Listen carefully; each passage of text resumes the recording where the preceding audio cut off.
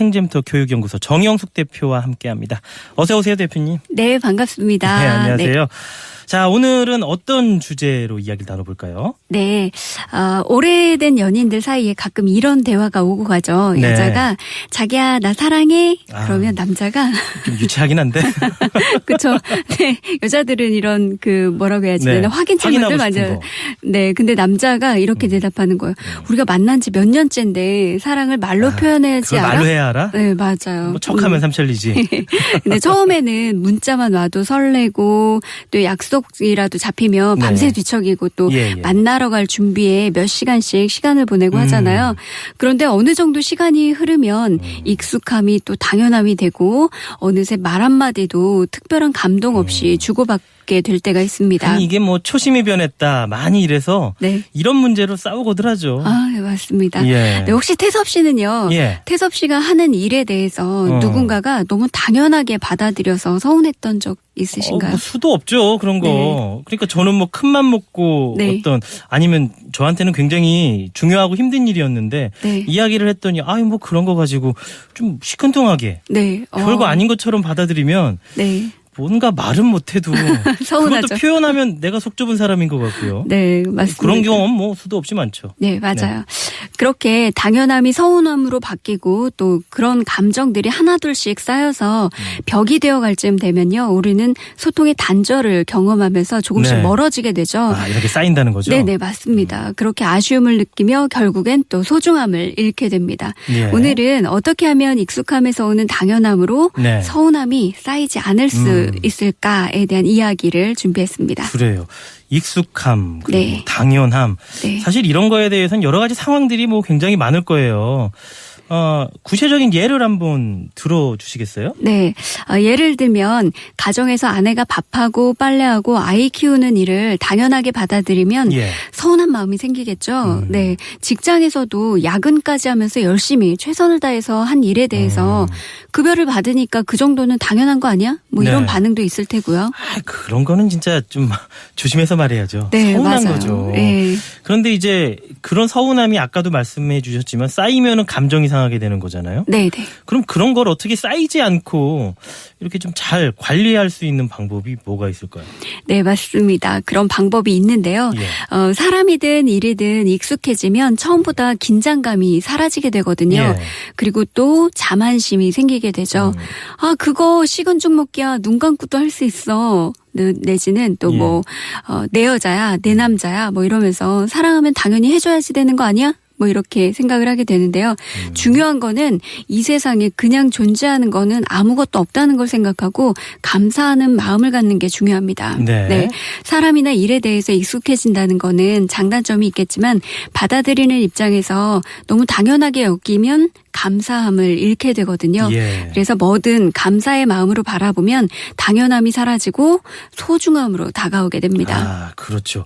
감사의 마음으로 바라봐야 된다. 네. 그런데 어떻게 보면요, 우리 이제 부모님이라든가 네. 가족들 아니면 정말 친한 친구들 네. 너무 가깝고 항상 옆에 있다 보니까 가끔 그 감사함을 네. 잊어버리고 좀 막 할 때가 있는 것 같아요.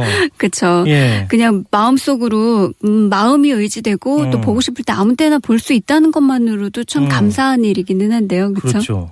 네. 두 번째는요. 사례로 예. 말씀을 드릴게요. 두 번째 사례. 네네. 한 약사가 자신의 약국 앞에 공중전화 박스에서 전화를 하고 있는 예. 어떤 청년의 전화 내용을 우연히 듣게 됐는데요. 네. 내용은 이렇습니다. 거기 박 회장님 댁이죠. 정원사 자리를 얻고 싶어서 전화를 드렸습니다. 예. 정원사가 있으시다고요? 네, 그 사람 좋은 정원사입니까? 일은 잘합니까? 그가 하는 일에 대해서 만족하십니까?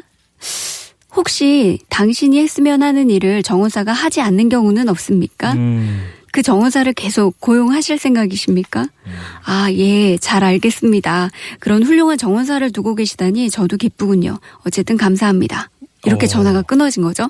이게 네. 뭐 일을 구하는 내용인가요? 아니면 좀 애매한데요? 그쵸? 내용을 들어보니까. 네, 통화가 끝나자마자 궁금해진 약사가 그 청년에게 물어봤습니다. 우연히 전화 내용을 듣게 되었는데 예. 자네는 박 회장님 댁 정원사가 아닌가 하고 말이죠. 네. 어떻게 보면 떠본 거네요, 그럼? 그쵸. 가볍게 말하면 떠본 네. 거라고 할 수 있는데요.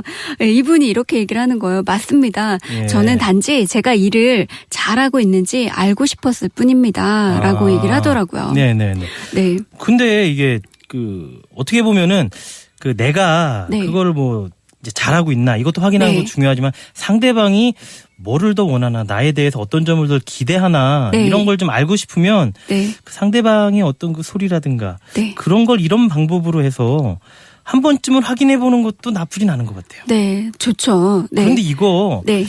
이게 아무나 할 수 있는 것 같지는 않은데 이거 그쵸? 사실 어려운 것 같은데요.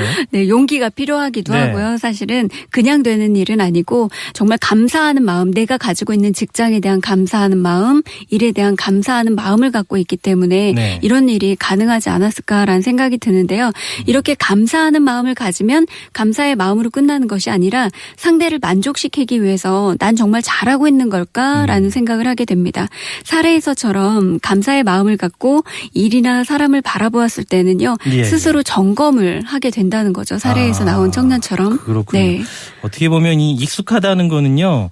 편안함을 줄 수도 있겠지만 네. 어떻게 보면 그 편안함이 지나치면은 네. 그 상대방에게 좀 상처를 줄 수도 있는 거고 맞습니다. 이게 또 쌓이다 보면은 그 관계가 악화될 수도 있는 거고요. 네. 그래서 어떻게 보면 이 세상에 어떤 것도요. 당연하다 뭐 이런 마음을 가져서는 안 될 것 같아요. 네. 그래서 모든 일에 좀 감사하고 좀 소중하게 생각하고 이런 마음을 항상 가지고 있어야겠네요. 네. 네. 그렇게 익숙해지면 긴장감을 잃게 되고요. 예. 또 감사함을 잃게 되고 결국에는 소중한 사람을 잃게 됩니다. 사소한 일이라도 또는 잠시 스쳐가는 인연이라도 항상 감사하는 마음을 갖고 그 관계를 이어가신다면 더 좋은 일과 관계가 생기지 않을까 생각합니다. 오늘 뭐 짚고 넘어갈 거 가장 중요한 건 이거네요. 너무 편안하게 생각하면 긴장감을 잃을 수도 있다. 네, 맞습니다. 반대로 내가 항상 긴장하고 그 사람에 대해서 좀 너무 편하더라도 조심조심 이렇게 네. 행동을 해야 되는 필요성도 있다라는 거. 네, 사람이나 예. 일에 대해서 감사의 마음은 필수. 그렇죠. 네. 예, 꼭 기억해야 될 것 같습니다. 자, 오늘은 익숙함에서 오는 서운함을 극복하는 방법이라는 주제로 정영숙 대표와 이야기를 나눠봤습니다. 대표님 감사합니다. 네, 감사하는 한 주 보내세요.